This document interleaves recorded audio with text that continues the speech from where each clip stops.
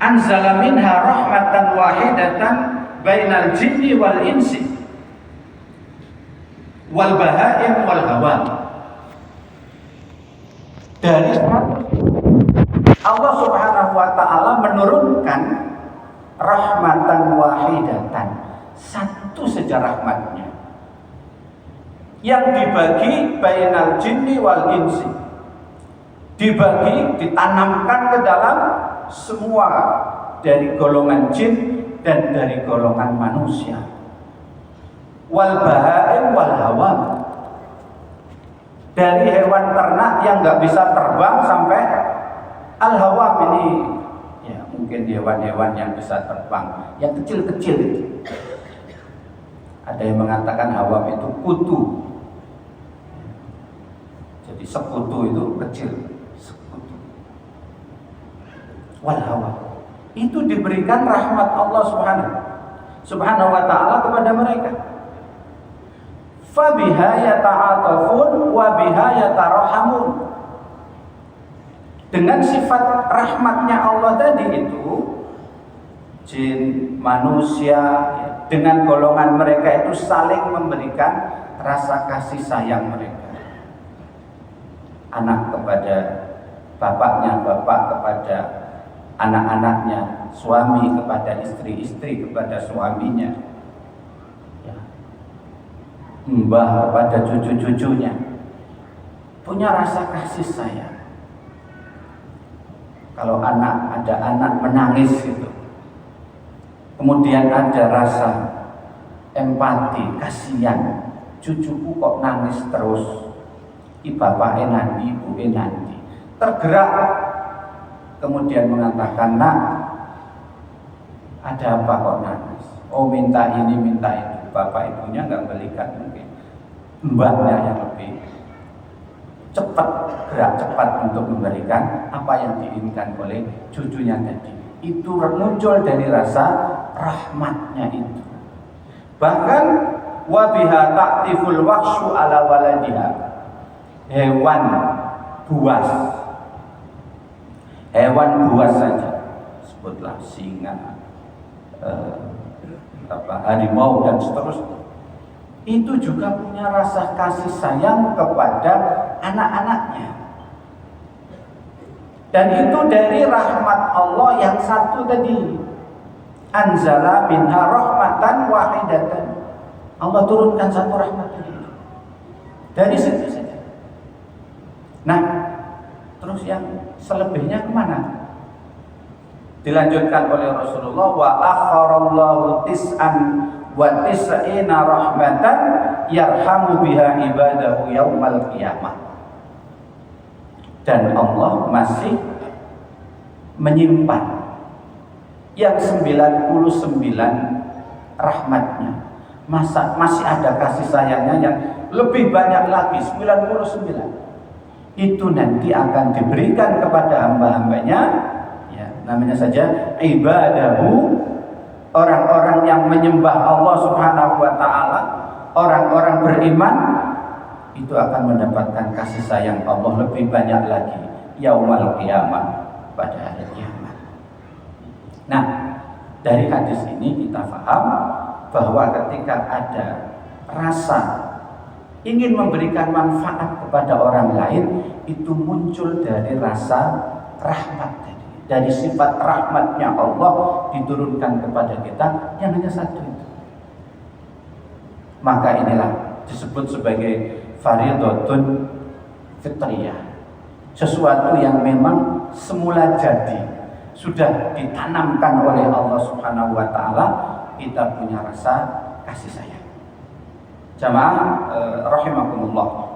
Yang ketiga, kenapa orang harus punya atau memunculkan dirinya sebagai orang yang bisa memberi manfaat pada orang lain, adalah fardhatun syar'iyyah. Apa itu? Yaitu kewajiban syar'i.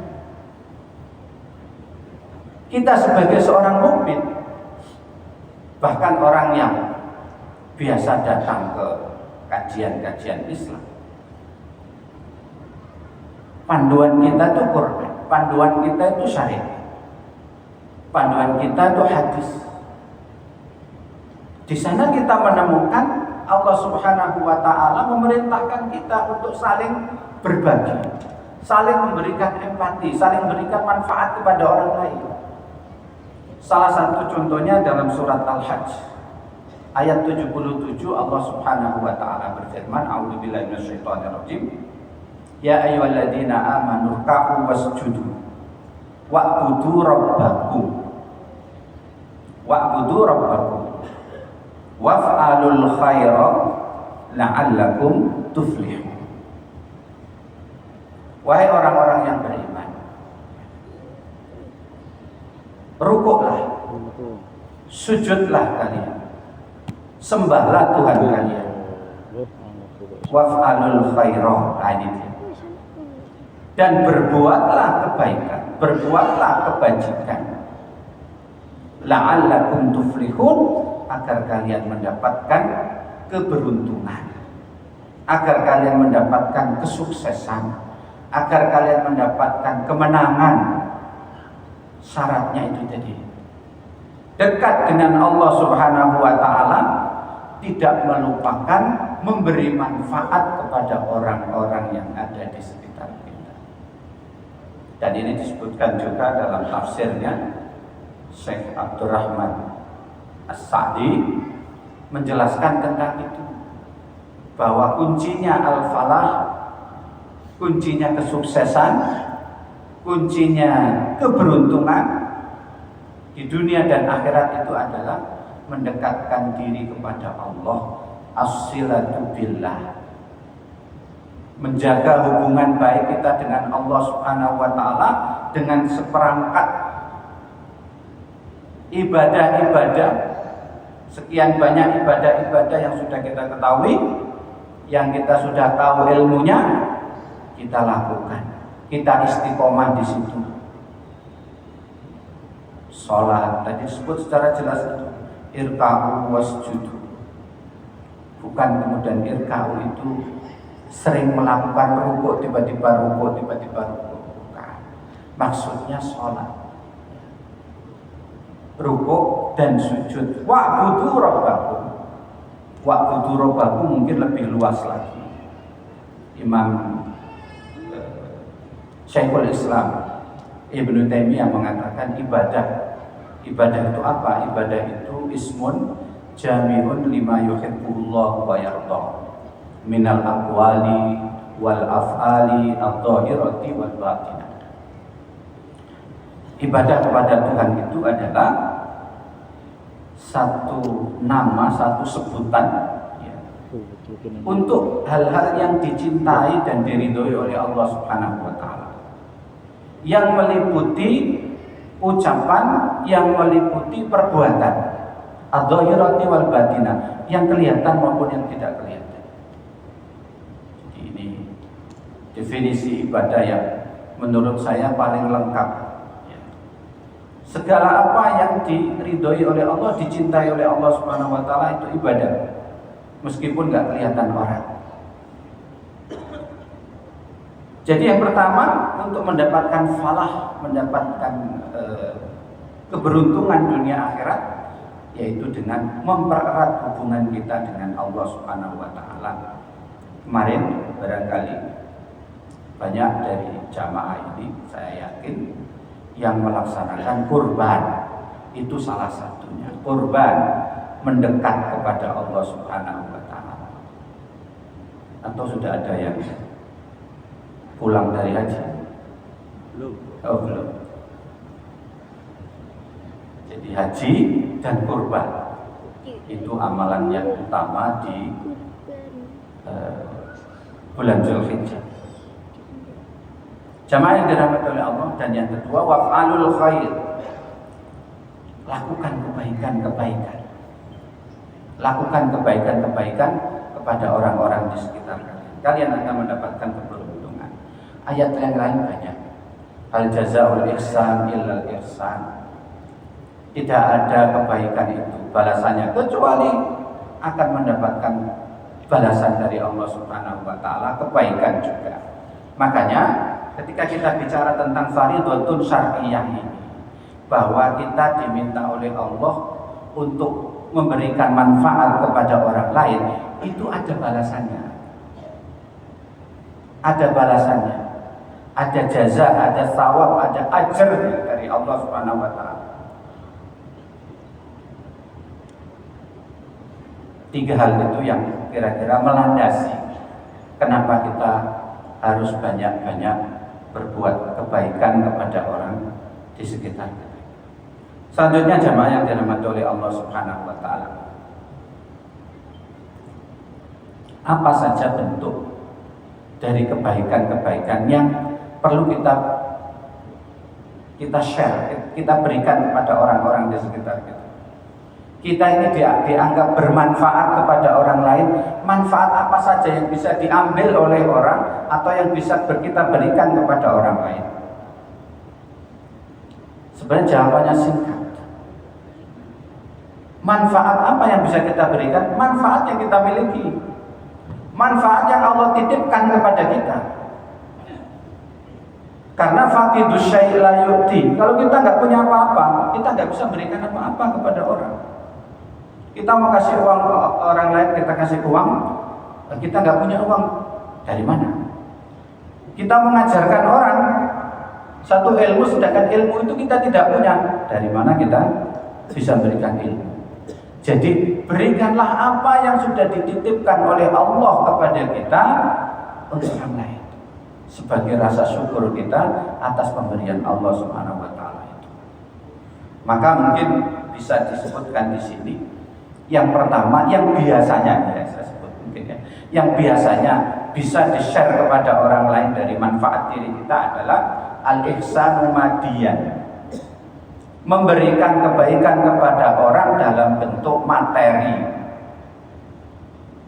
Bukan materi khutbah, bukan materi ceramah, ini beda. Uang maksudnya. Uang, makanan, minuman, pakaian, bahkan mungkin rumah, kendaraan dan seterusnya. Itu madian. Itu materi semua. Kalau kita punya dan bisa kita share, kita share. Karena bermanfaat untuk orang lain. Dalam sejarah sangat-sangat banyak sekali kita diberikan contoh-contoh, banyak teladan-teladan zaman dulu dan mungkin sampai zaman sekarang. Bagaimana orang bisa menjadi buah tutur kata yang baik sampai hari ini atas keteladanannya di dalam kedermawanan.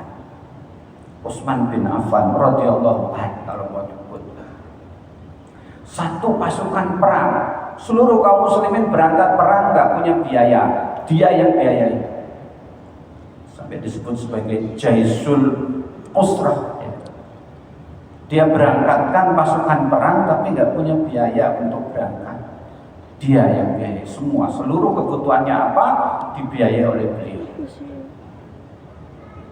Begitu juga saat paceklik, saat krisis pangan terjadi di Madinah, di negaranya Nabi Muhammad SAW. Barang-barang, mungkin bahasa sekarang sembako begitu, itu sangat sedikit. Ketika barang itu sedikit, harganya mahal. Beliau datang dengan 1000-an onta yang penuh dengan sembako itu, yang penuh dengan makanan, bahan-bahan makanan, datang dari luar kota.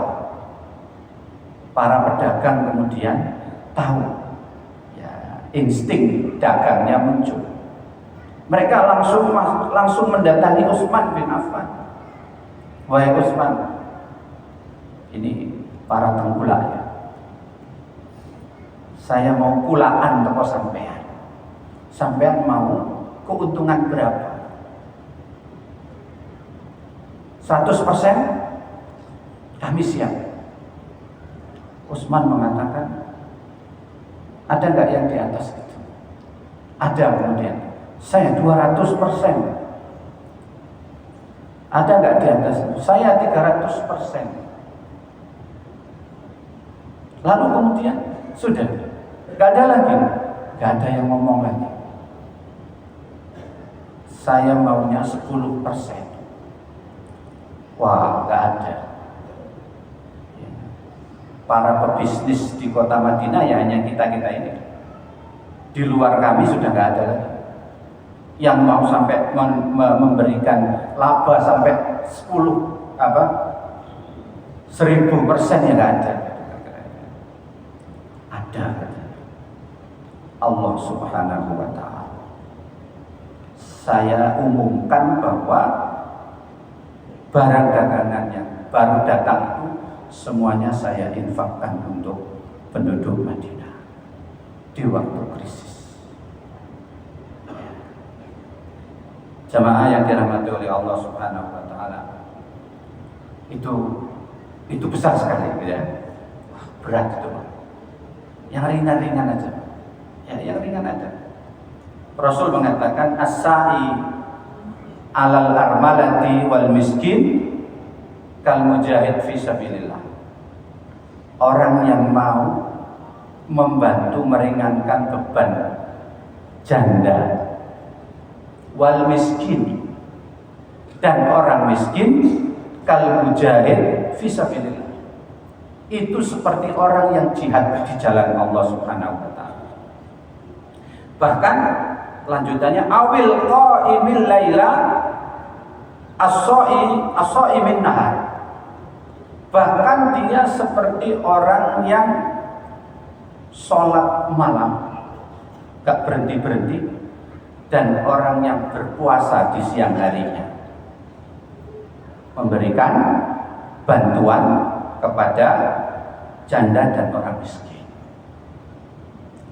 Ada sebuah kisah yang pernah saya dengarkan, pernah saya lihat dalam sebuah ceramah. Seorang dai dari Maghrib itu Maroko. Beberapa malam itu mimpinya itu sama. Dia bertemu dengan Rasulullah. Dan pesannya Rasulullah kepada beliau, temuilah si Fulan bin Fulan, Fulan bin Fulan di kota Mekah. Dia ini termasuk ahli surga. Nah, kalau mau ketemu ahli surga, temuilah Fulan bin Fulan, rumahnya ada di Mekah.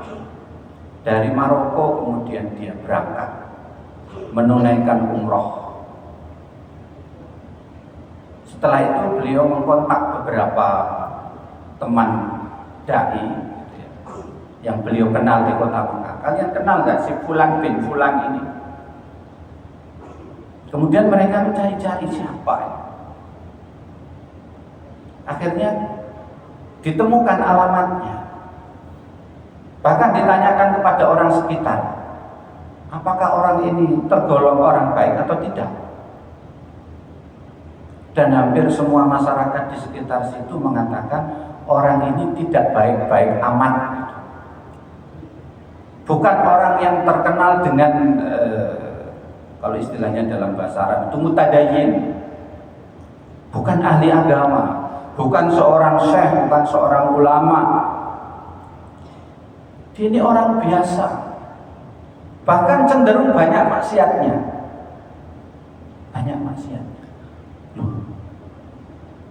Dia mulai ragu-ragu, benar gak mimpinya ini? Tapi kalau mimpi ketemu Nabi itu berarti kan benar. Maka kemudian, gak apa-apa, saya ingin bertemu dengan orang tersebut. Akhirnya didatangi dan akhirnya ketemu dengan Fulan bin Fulan tadi. Orangnya sudah mungkin setengah tua sudah. Dia kaget, ada apa? Anda dari mana? Diceritakanlah mimpinya. Sampai kemudian dia katakan dalam mimpi itu Rasulullah mengatakan Anda ini termasuk ahli surga. Wah, dia juga gak percaya gimana? Saya ini bukan ahli masjid, bukan takmir masjid juga. Ditanya, ada amalan apa? Biasanya kan begitu. Ada amalan unggulan apa sehingga Anda termasuk ahli surga? Diingat. Ya, akhirnya ketemulah itu. Yaitu dia ada tetangganya itu yang meninggal. Dan kemudian meninggalkan istrinya tadi, kemudian jadi janda dan punya anak yang banyak. Saya tiap bulan memberikan bantuan kepada keluarga itu. Mungkin itu kebaikan saya. Akhirnya kemudian, kamu sudah haji atau umroh? Belum. Orang Mekah loh, ada yang belum haji, belum umroh. Akhirnya diajak untuk umroh oleh dai tadi, dan di dalam sujudnya sholat menghadap Ka'bah, di dekat Ka'bah sana, sujudnya lama sekali ditunggu-tunggu, gak bangkit-bangkit. Rupanya beliau menghadap Allah Subhanahu wa Ta'ala. Jamaah yang dirahmati oleh Allah Subhanahu wa Ta'ala. Jadi itu agak enteng, yaitu memberikan bantuan kepada orang miskin, ataupun tadi secara khusus mungkin janda yang tidak punya pekerjaan, yang tidak bisa mencukupi kebutuhan anak-anaknya. Di sini mungkin banyak orang yang punya piutang.